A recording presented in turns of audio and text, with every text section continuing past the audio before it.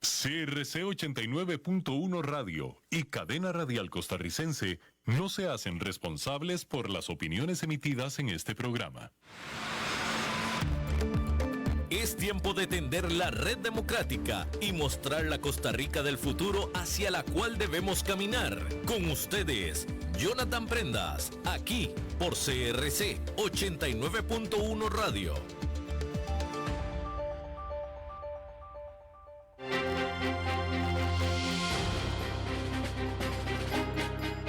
¿Qué tal? Muy buenos días, tengan todos ustedes bienvenidos a Red Democrática, el programa que de 10 a 11 de la mañana en la 89.1 FM para todo Costa Rica y mediante plataformas digitales de CRC 89.1 Radio y de Red Democrática transmiten la señal desde acá, desde cabina central, para poder informarles de temas de primera mano, de temas muy sólidos con los mejores especialistas y expertos que tiene el país y que hay en el mundo, porque hemos transmitido desde Tel Aviv, desde Jerusalén, desde también España, desde Argentina, desde Uruguay, desde Estados Unidos, con las mejores voces para que usted siempre esté debidamente informado de qué es lo que pasa en Costa Rica y en el mundo y así pueda tomar las mejores decisiones.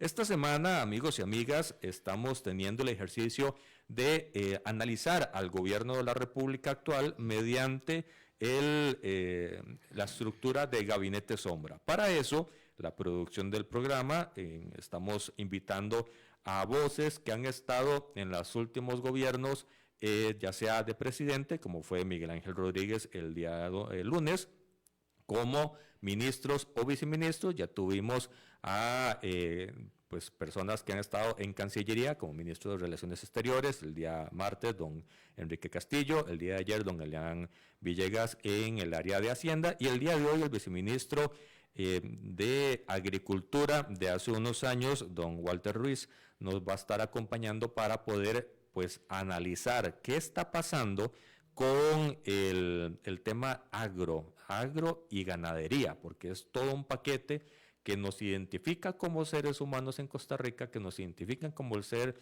la idiosincrasia nacional de lo que nos ha traído hasta acá en el modelo de desarrollo, que ha ido cambiando, por supuesto, pero que no podemos desatenderlo.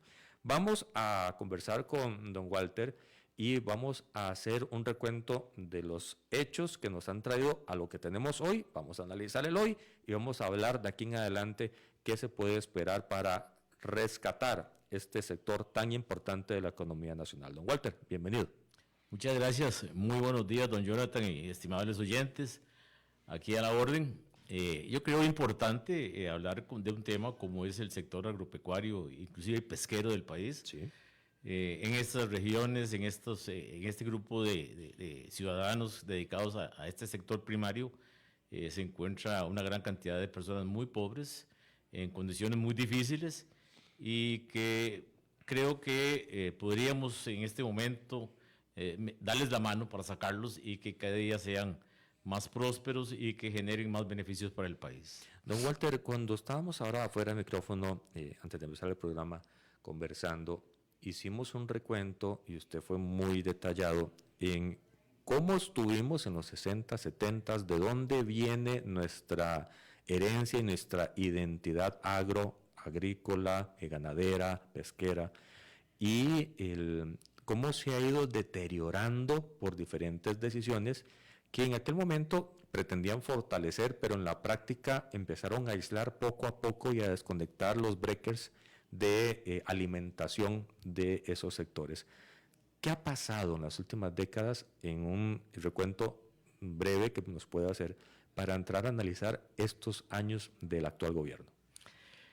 Bien, nosotros tenemos una etapa muy clara desde la independencia hasta, yo diría, más o menos los años 70, 70 y 80, donde el país era un país relativamente o preferentemente agropecuario.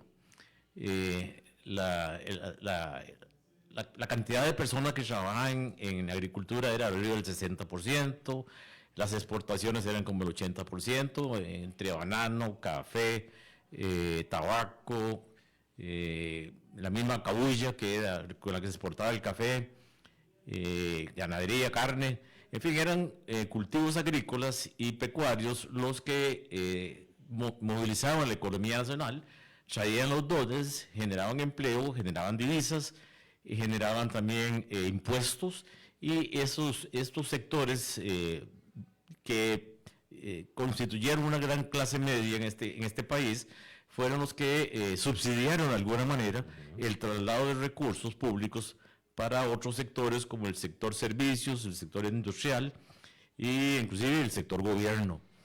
Esto fue desapareciendo poco a poco a raíz de los cambios estructurales que se dieron con los programas de ajuste estructural y las aperturas comerciales. Hace 40, 50 años el productor sembraba y tenía un precio de sustentación que sabía, antes de sembrar sabían a qué precio le iban a pagar.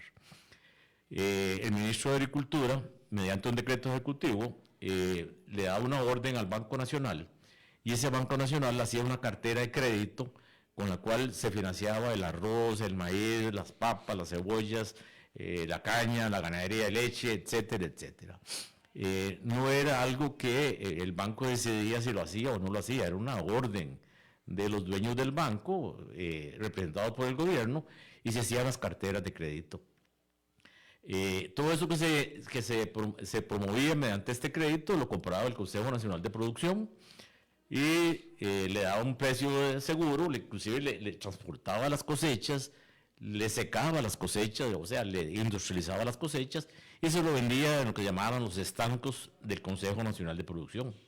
Había dos programas básicos, que era el programa de fomento, que era el que generaba la producción con ayuda. El CNP traía las semillas, el CNP entregaba las semillas a los productores, la entregaba el crédito, le compraba la producción y se la vendía.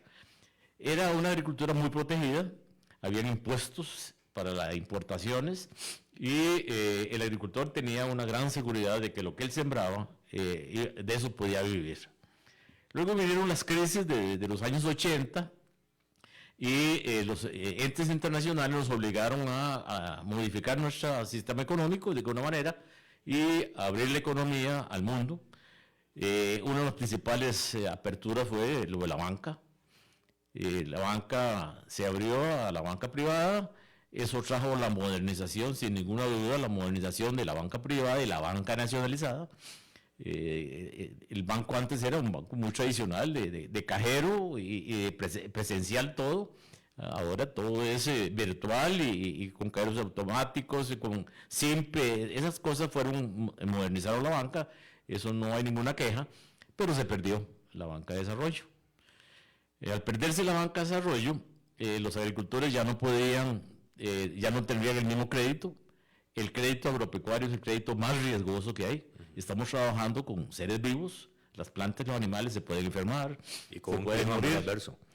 ¿Perdón? Y con un clima muy adverso. Claro. Si hay mucha agua, las raíces sufren y la producción sufre. Si no hay sequía, no hay producción básicamente. En fin, el sector más riesgoso de la economía es el sector agropecuario.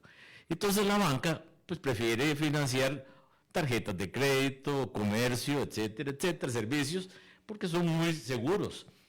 Mientras que la agricultura es una actividad muchísimo más riesgosa y requieren los bancos tasas de interés más altas para cubrir el riesgo. De esta manera aparecieron sistemas de financiamiento alternativos. Apareció la Caja Agraria en el IDA como una fuente de financiamiento. Apareció el fideicomiso MACPIPA en el Ministerio de Agricultura y Ganadería para financiar. Apareció un fideicomiso pesquero en Incopesca. Apareció reconversión productiva en el Consejo Nacional de Producción. Porque ante la falta de posibilidades de crédito de los agricultores, las instituciones comenzaron a convertirse en agencias de crédito, distorsionando, por supuesto, el sistema financiero del país y haciendo funciones para las cuales no tenían ni la experiencia, ni la imagen. Entonces eran platas que se perdían muy fácilmente. Ante los problemas financieros de los agricultores con los bancos y la falta de recursos suficientes en estos entes nuevos que estaban naciendo en las instituciones del sector público agropecuario, nació lo que se llamó el Fideicomiso Agropecuario, una ley que le permitía a este fideicomiso comprar las deudas cuando los agricultores no podían pagar, no porque no quisieran, sino porque no podían, por motivos de precios internacionales, por motivos de pérdidas por el clima, por otros motivos, digamos, ajenos a la voluntad del agricultor. El fideicomiso le compraba las deudas a los bancos y quedaban financiados los agricultores con ese fideicomiso a muy largo plazo. Eso también desapareció en el país y se fue para la banca de desarrollo. El sistema de banca de desarrollo nace como una necesidad, que no había banca de desarrollo, entonces había que buscar un sistema de banca para desarrollo. Y creo que el sistema ha trabajado bastante bien.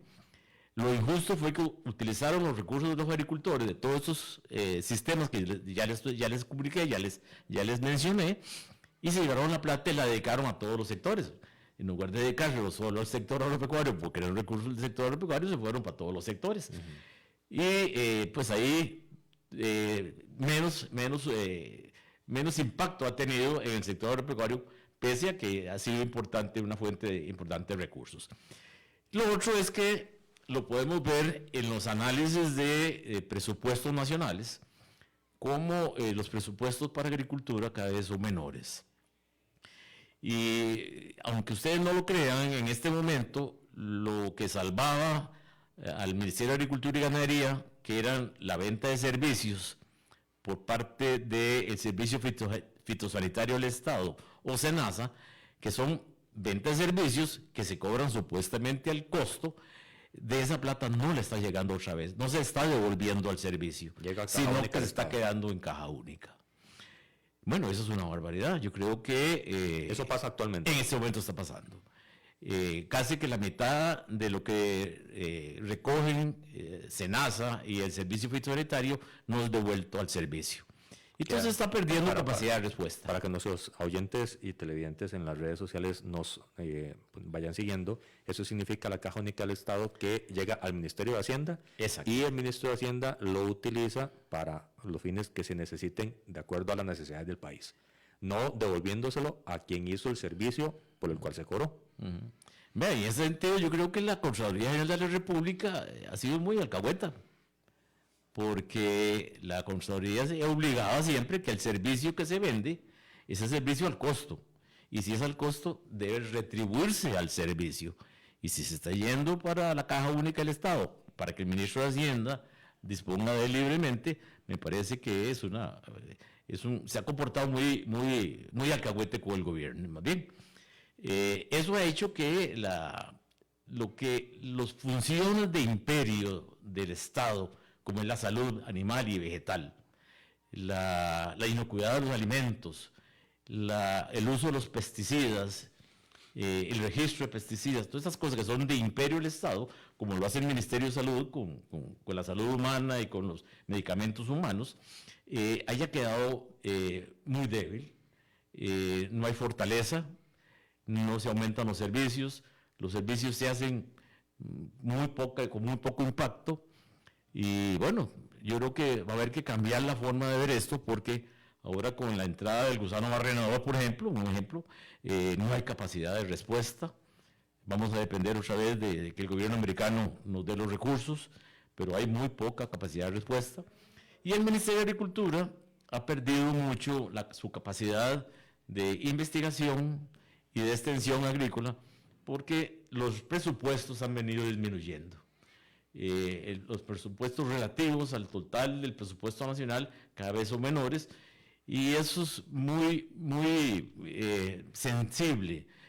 Casi siempre los presidentes hablan de las necesidades de educación, de salud, de infraestructura, de seguridad ciudadana, pero casi nunca hablan de agricultura.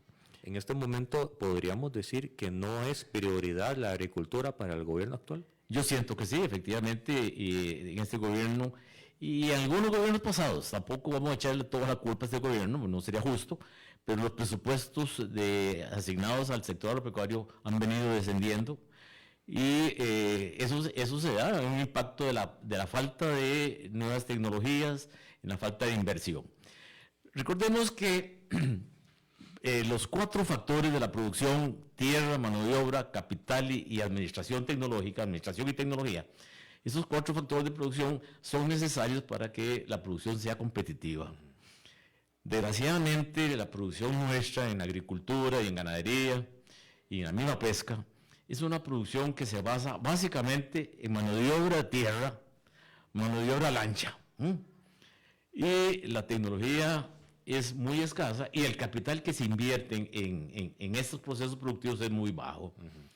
En los países que se han desarrollado, han venido en un proceso permanente de desarrollo del sector agropecuario, incorporando cada vez más tecnología, más inversión, más factor inversión, más factor capital, ¿verdad?, en los procesos productivos, y eso ha hecho que poco a poco la gente que está en la agricultura pase a servicios, pase a industria y pase a otros sectores en una forma ordenada, no creando nidos de miseria, que es lo que hemos hecho. La gente en el campo no vive bien, no tiene buenos servicios, no tiene buenos ingresos, no tiene mercado seguro, tiene un montón de limitaciones para producir y para vender, y lo que hace es dejar de producir. Los hijos de los agricultores no ven en el sector productivo agropecuario una buena alternativa a futuro. No hay incentivos para tener. No hay incentivos, y algo peor, don Jonathan, tenemos un problema de que en promedio los agricultores andan arriba de 60 años y no hay un relevo generacional, y no hay incentivo. Eso me lleva a la siguiente pregunta, que también se la planteaba al inicio. Era, ¿tenemos seguridad alimentaria en Costa Rica? ¿Tenemos la tranquilidad de saber que somos perfectamente capaces de autoabastecernos o de generar una ruta en la cual le dé certeza al costarricense en todas las partes del país que va a tener lo básico para alimentarse? No, eso es muy drástico. Hay una gran inseguridad alimentaria. Y no solo para seres humanos. Yo le decía a don Jonathan que para los animales, nosotros no producimos absolutamente nada para alimentar gallinas, pollos, cerdos, vacas, cabras, tilapia, nada. Esa dependencia de no producir acá en el país es lo que tiene los precios altos, que hace que la relación de la inflación, en este momento deflación, una inflación negativa que tiene el país, no se transfiera a los alimentos de consumo ordinario y a la producción. Es que esto es muy coyuntural, porque dependemos de los precios internacionales, de las cosechas de los países que generan excedentes exportables. Dependemos de las cosechas de Argentina, de Brasil, de Estados Unidos, de China, de México. Y si hay buen tiempo, y hay buen clima, y hay buena producción, pues tenemos excedentes masivos, entonces pueden ser que bajen. Pero con este momento que se está anunciando precios muy altos para el arroz y los frijoles, no hay forma de que nosotros los produzcamos en el corto plazo, porque las semillas no existen en el país. O sea, las semillas hay que producirlas para sembrar 40.000 hectáreas o para sembrar 10.000 hectáreas. Si no tenemos la semilla, ¿de dónde la conseguimos? Eso no se consigue de la noche a la mañana. Cuando usted desarma un sistema productivo, un sector productivo, no es de la noche a la mañana que usted lo puede armar. Costa Rica en este momento no tiene semillas ni de frijol, ni de maíz, ni de arroz. No tiene suficiente, habría que traerlos. Y habría que planear una importación, que la empresa privada haga una importación. Habría que financiarla. O sea, eso no es de la noche a la mañana. Nosotros no producimos, repito, ni maíz, ni arroz, ni frijoles, ni sorgo, ni algodón, que son la comida de los animales. No producimos el maíz, el arroz, los frijoles, que son la comida nuestra. Y bueno, hay una gran inseguridad. Siempre hemos estado pendientes de los precios internacionales y de los excedentes internacionales para alimentarnos. Y eso no debería ser. Yo creo que el país puede generar algunos productos, niveles de producción mínimo de un 40% por lo menos en arroz, un 50 o 60% en frijoles, un 20% en maíz, principalmente maíz blanco, ¿no?, que es el que consumimos nosotros, y buscar alternativas de producción para la alimentación animal. Existe bastante información, bastante investigación, por ejemplo, en yuca amarga, como sustituto del maíz en animales. Y bueno, yo creo que el Ministerio de Agricultura debería estar involucrado en un proyecto grandísimo de yuca amarga para sustituir las importaciones de maíz y hacer una producción local de yuca amarga, por ejemplo, de harina de yuca amarga. Hay mucha investigación también en forrajeras altas en proteína, como el botón de oro, el ramio, la morera. Hay varias. y ya están investigadas. Existe la información en el Ministerio de Agricultura y de las universidades para un programa masivo de producción de forrajeras tipo leguminoso, tipo altas en proteína, para ir disminuyendo la dependencia de la soya, que no la producimos. Tampoco producimos el trigo, hace años, bueno, toda la vida lo hemos importado, pero existe un riesgo de que los mercados internacionales en momentos de crisis, guerras, etcétera, se nos vaya a ir de la mano la alimentación de este país. ¿Podríamos decir que el gobierno no tiene una política de Estado clara sobre el tema de agricultura? Mire, yo no la conozco. Sinceramente la he buscado y no la conozco. Lo que yo más conozco es la ruta del arroz. En particular, este proceso de la ruta del arroz me parece muy injusto para el productor, sin entrar a valorar cuáles eran los objetivos de la ruta del arroz. Pero a nadie le gusta que le cambien las reglas del juego de la noche a la mañana. De la noche a la mañana los arroceros se quedaron sin mercado, se quedaron sin precio.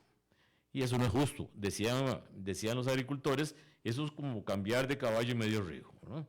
Eso no se le debe aplicar a nadie. Es como que usted lo echen sin prestaciones, sin aguinaldo y sin preaviso, ¿no? Y le cambian las reglas del juego de un día para otro. Me cambiaron las reglas del juego, eso no se hace. Si sí va a ser el cambio así, pues se debe haber anunciado y darle un plazo de 2 a 3 años para que el productor se acomode. Pero lo hicieron de la noche a la mañana y eso es lo que yo más recrimino de esta ruta del arroz. ¿Hay posibilidades de que un productor cambie su parcela o su territorio donde ha estado sembrando arroz y de la noche a la mañana quite el arroz y pueda sembrar otra cosa? No es tan fácil, los ciclos están establecidos por clima. Lo pregunto por lo que usted está diciendo de que fue de un día para otro la ruta del arroz y que generó esa presión de producción y económica sobre los productores que han venido trabajando el tema. Es que son gente que tradicionalmente sembraba arroz. Por ejemplo, yo fui empleado del Senara y recuerdo que los arroceros nivelan sus tierras para producir arroz inundado. El arroz que nosotros sembramos en Costa Rica, le aplicamos una tabla de agua para evitar malezas y todo eso, y esa tecnología es con agua, ¿no? Del distrito de riego Arenal Tempisque. Esos suelos están nivelados para arroz. Para sembrar otras especies habría que cambiar todo, ¿no? Hacer lomillos, sembrar otras maneras y buscar la semilla y buscar el mercado para ese nuevo producto que nadie se lo está ofreciendo al productor. La gente habla de melón, bueno, pero ¿dónde está el mercado del melón? ¿Quién lo va a comprar? ¿Dónde está la semilla? ¿Dónde están los almácigos de esos productos nuevos para abrigar? En fin, no es de la noche a la mañana que usted cambie la red del juego. Y ese arroz estaba sembrado. Ese arroz estaba esperando terminar del ciclo vegetativo para ser cosechado y se hubiera comprado por medio de las arroceras que tenían la obligación de comprarlo por la ruta vieja del arroz, no la nueva, ¿no? Por la norma de la Oficina Nacional del Arroz o de Conarroz en estos momentos, y tenían un mercado asegurado. Recuérdense que lo que la Conarroz hacía era que autorizaba una importación a 0 arancel del arroz en granza, siempre y cuando esa arrocera haya comprado la producción nacional. Si compró un 20% de la producción nacional, tenía derecho a importar un 20% de las necesidades del país con un arancel 0. O sea que eso no afectaba al consumidor. Y los precios eran balanceados. El precio internacional, si estaba muy bajo, con el precio local, que aseguraba una rentabilidad mínima al productor. Ese era un modelo que el productor le servía para producir. Si usted se lo cambia de noche a la mañana, usted queda en indefensión y la inseguridad total. Por eso que las áreas se disminuyeron tan drásticamente. Pese a que venían disminuyendo hace muchos años, porque vienen disminuyendo, principalmente el arroz que no tiene riego, el arroz con riego pues sería la alternativa de todo el distrito de riego, principalmente eso o caña de azúcar o pastos. ¿Cuál es la realidad del actual gobierno en el tema de ganadería? Bueno, la ganadería no ha sufrido ningún apoyo. Más bien entiendo que ha habido un ataque al impuesto que cobra Corfoga por el sacrificio de animales. Ha tenido Corfoga que defender ese impuesto. No conozco, digamos, nuevas tecnologías en ganado, no conozco apoyos en exportación de ganado. En fin, ha sido un ministerio que básicamente lo que ha hecho es seguir los programas tradicionales brucelosis, tuberculosis, ahora con el problema del gusano barrenador, la parte de salud animal, la parte de evitar que entren enfermedades zoonóticas al país, que las fronteras no entre la fiebre porcina, la aftosa. Pues son programas que han venido toda la vida, pero no conozco programas novedosos de apoyo al agricultor, al producto pecuario. ¿Cómo podemos explicarle a la audiencia, don Walter? En las últimas 2 campañas se ha dicho que, volviendo a la parte de agricultura, la parte de pesticidas es muy caro, que la forma en que lo que se importa ya no solo está fuera de moda, sino que no es lo que tecnológicamente se recomienda por norma internacional. Los insumos están con un nivel arancelario muy alto. ¿Cómo podemos explicar que si todos ven el problema desde hace dos gobiernos, actualmente no se ha hecho mayor cosa para poder suavizar esa área y darle una oportunidad al sector de traer tecnología, de traer nuevas formas de trabajar la tierra? Vea, yo soy de los que creo que ya llegó el momento de que el país los gobiernos generen políticas diferenciadas por el sector agropecuario y acciones positivas para los agricultores, pequeños y medianos. Así como se hizo para las mujeres, para incorporarlas a trabajar más, tener más representación en las juntas directivas, nosotros, que se le da más posibilidades de acceso al trabajo, redes de cuidado. Debe haber acciones positivas, favorables para los productores. Ya somos el 4% nada más de la población. Yo creo que el 96% restante podría ayudar a este 4% a recibir beneficios, recibir ayudas adicionales para seguir produciendo. El 96 depende del 4. El 96 come el 4 más lo que importamos, ¿verdad? Que es mucho. El otro problema que tenemos es lo de los agroquímicos. Ha habido un problema muy serio de poner en consonancia al ministro de Agricultura, al ministro del Ambiente y al ministro de Salud para firmar un decreto que permita la inscripción de nuevas moléculas modernas al país.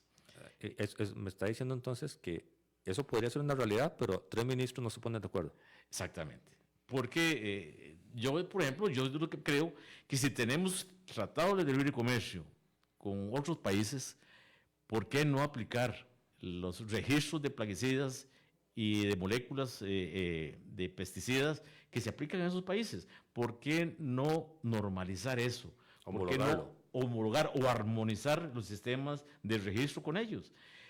Y podemos llegar a armonizar hasta los productos ya formulados del paquete, ya que se usa en Europa, que se usa en Estados Unidos, que se usa en México, en Guatemala, en los países de Sudamérica que tenemos libre comercio. ¿Por qué no aplicar esos mismos, no normalizar o homogenizar los registros de plaguicidas? Eso es parte del libre comercio. Pero aquí a veces somos más papistas que el Papa. Las moléculas que estamos usando son moléculas viejas. Ya algunas han creado resistencia a las plagas y enfermedades, no la combaten bien, los productores están usando el doble de la dosis. ¿Y eso nos puede traer algún tipo de afectación internacional con la exportación? No solo nos puede traer afectación internacional por los límites máximos permitidos de esos agroquímicos en los productos, sino que nos pueden enfermar las aguas, ¿eh? Nos pueden contaminar las aguas, nos puede contaminar nuestros alimentos que estamos comiendo. Y eso es un asunto urgente. Costa Rica no es competitivo en aspectos de agroquímicos ni de productos veterinarios. Estamos muy retrasados. Hay países que usan moléculas que ya son modernas y están prohibiendo las moléculas que se usan en el país. Pero aquí tenemos que usarlas porque no hay otras moléculas nuevas inscritas en los registros, autorizadas para ser utilizadas.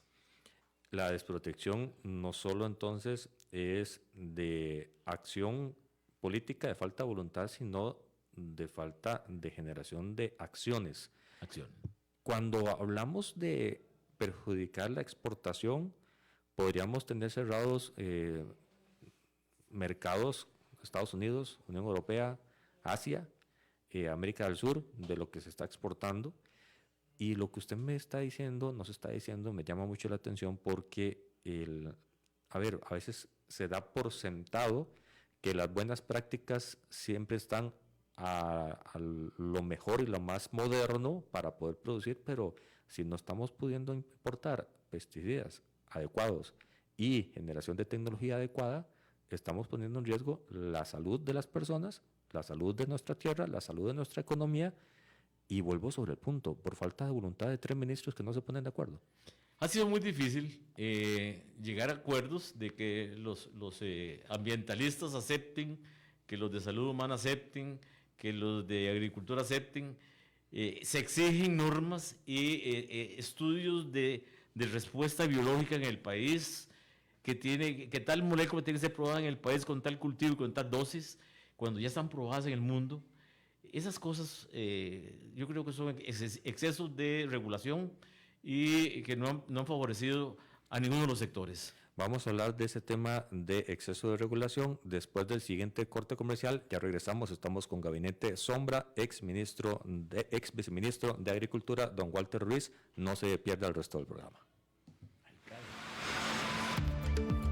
En Red Democrática hablamos las cosas como son.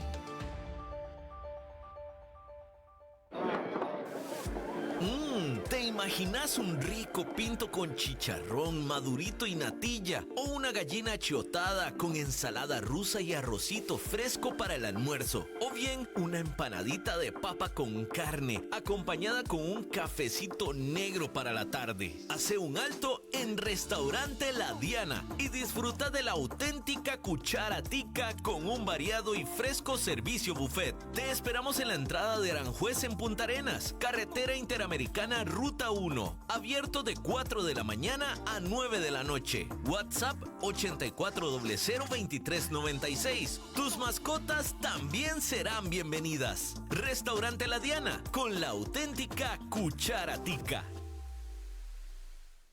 En mi país, mi familia fue perseguida y teníamos miedo. Tuvimos que huir para salvar nuestras vidas. Dejé atrás mis amigos, mi casa y mi perrito. Vinimos a Costa Rica buscando protección. No es fácil empezar de cero. Ahora que estoy matriculada en el colegio, volví a tener esperanza para salir adelante. Soy una estudiante, soy refugiada. Las personas refugiadas merecen un presente y un futuro sin discriminación. Un mensaje del MEP y el ACNUR.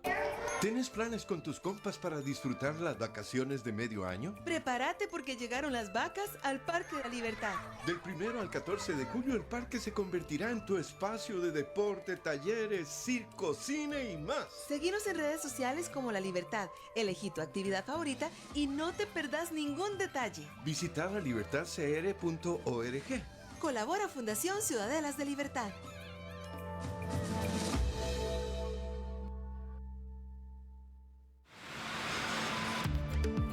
En Red Democrática hablamos las cosas como son.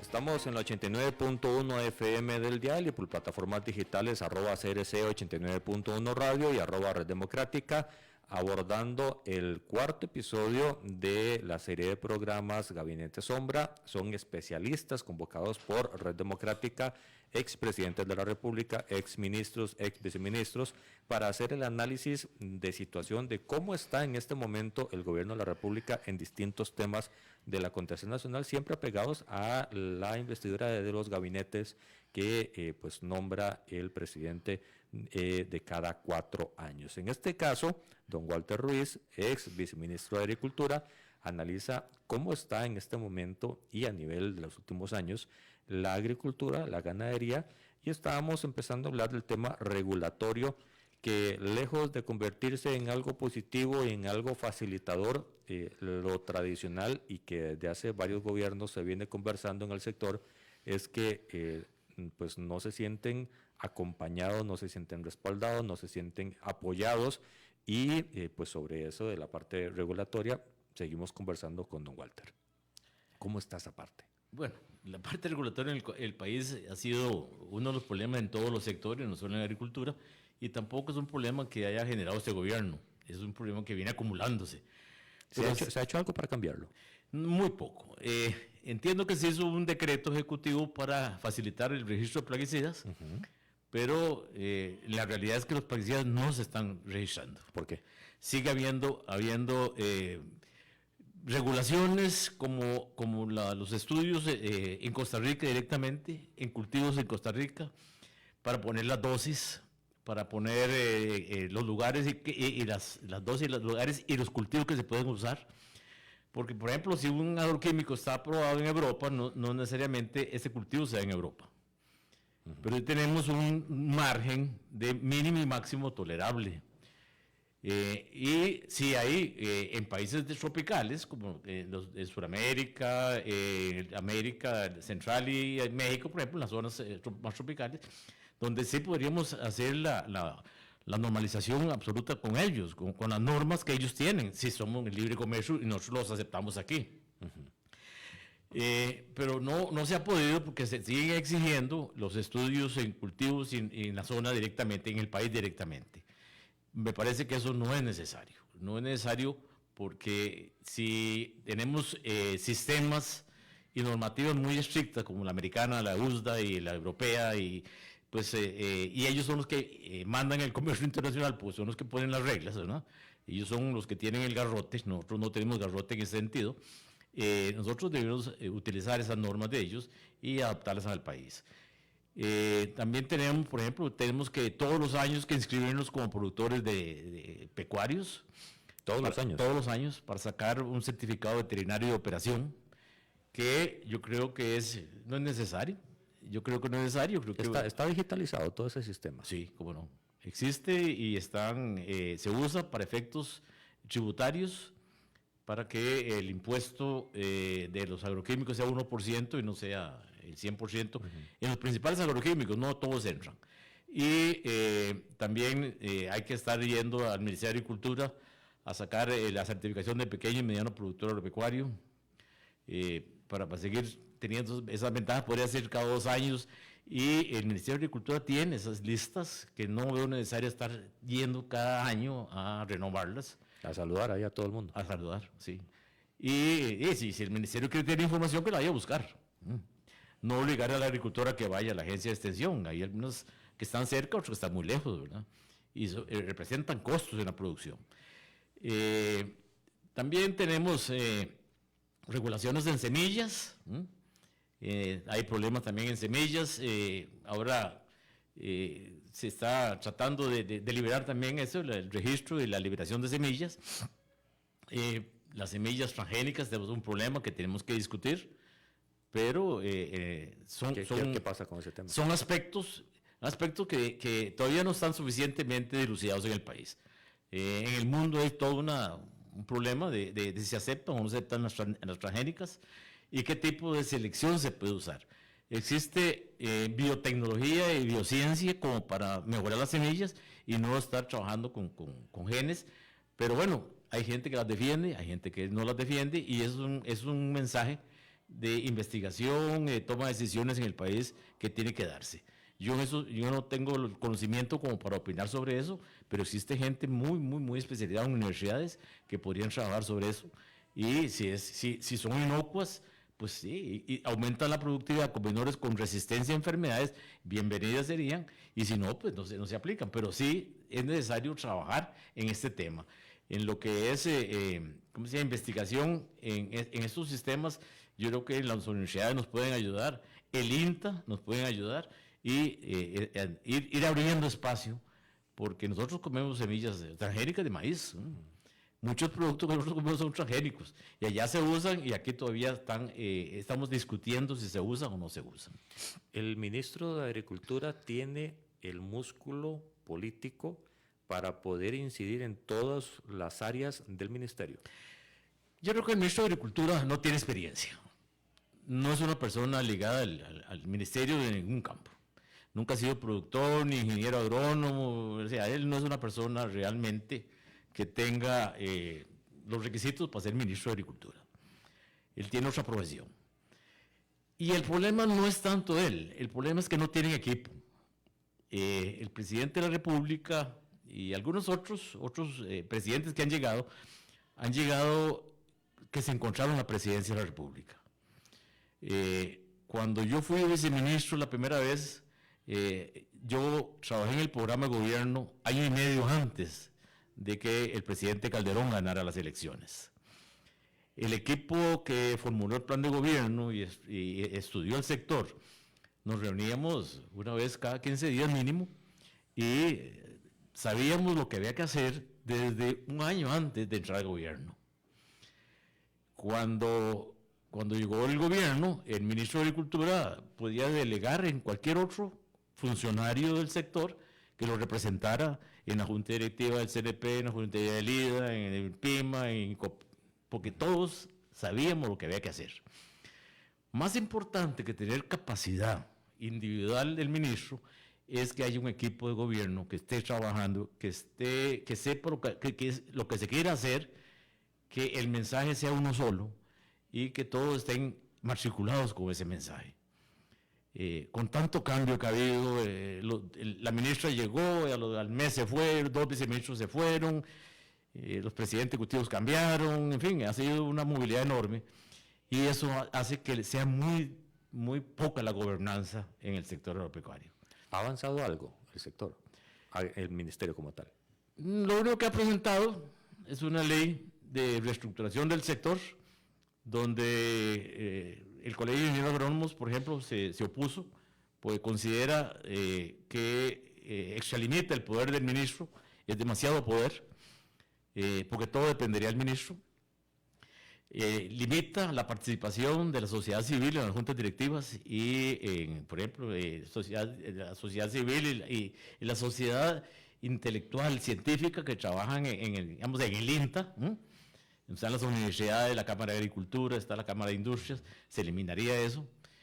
Y el colegio se opuso a eso. El Colegio de Ingenieros Agrónomos considera que no es tanto el problema de que haya muchas instituciones que sean gobernables, sino que lo que falta es un equipo armonioso, que esté compaginado todo, que todos estén con el mismo discurso, que sepa lo que tiene que hacer.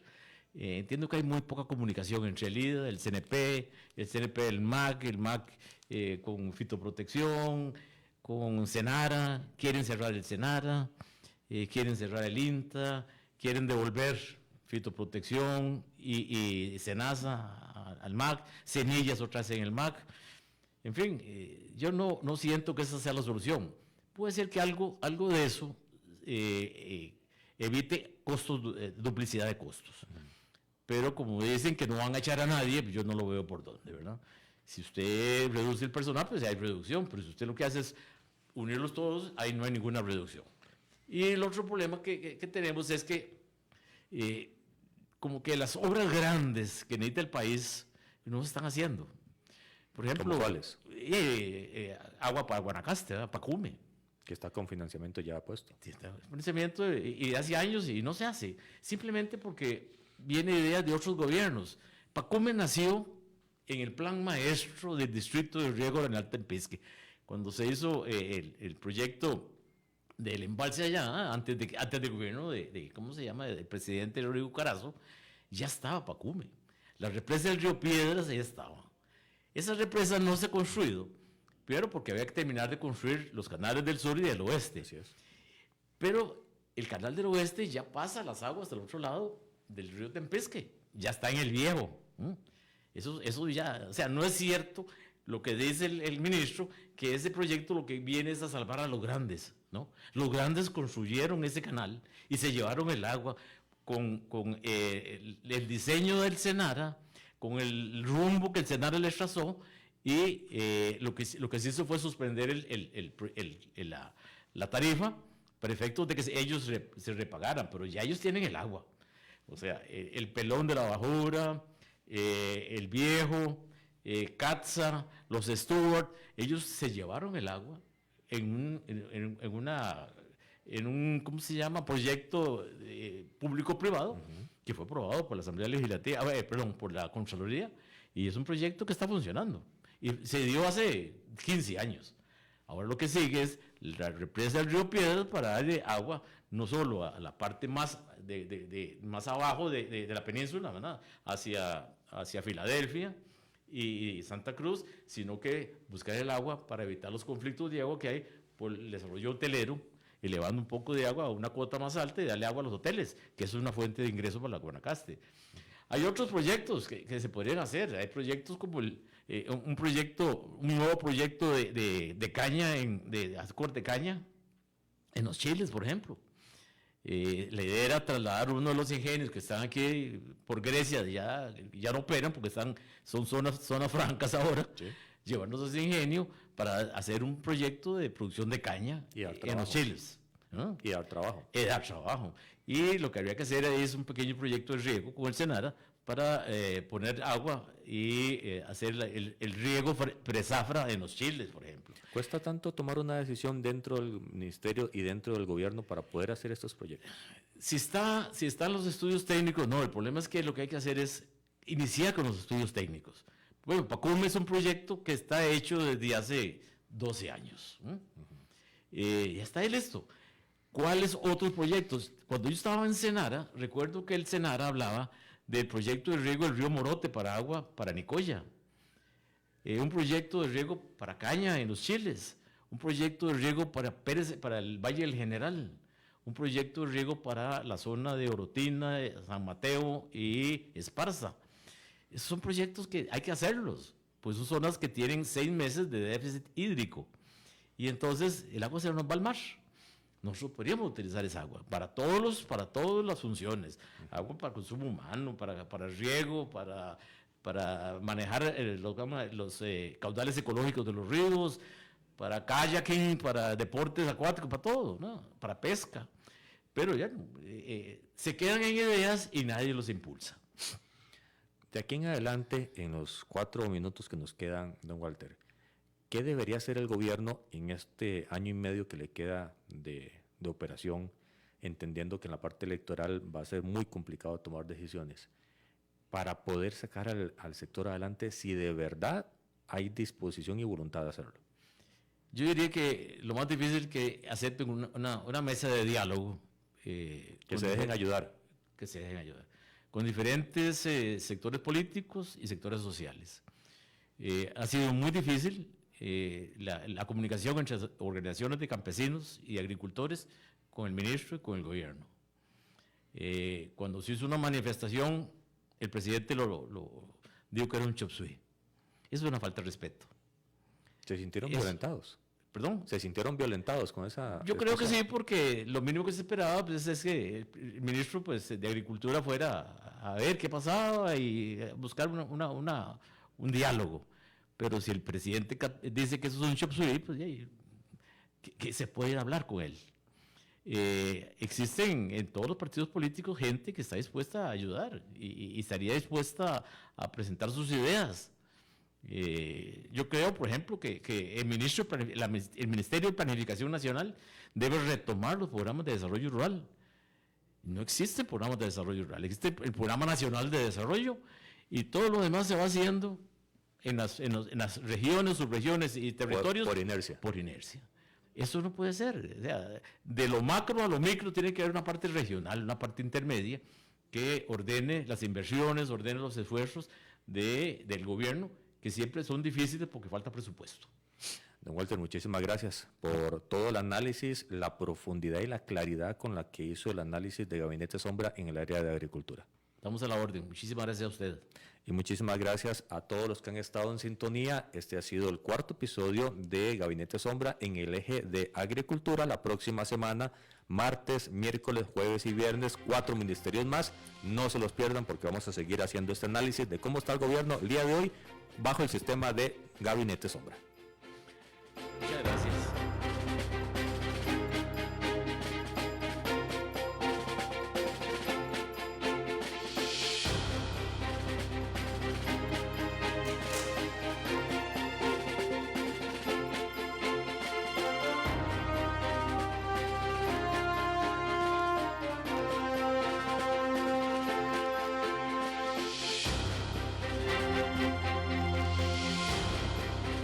Esto ha sido todo por hoy en Red Democrática. Los esperamos en nuestro próximo programa para seguir descubriendo la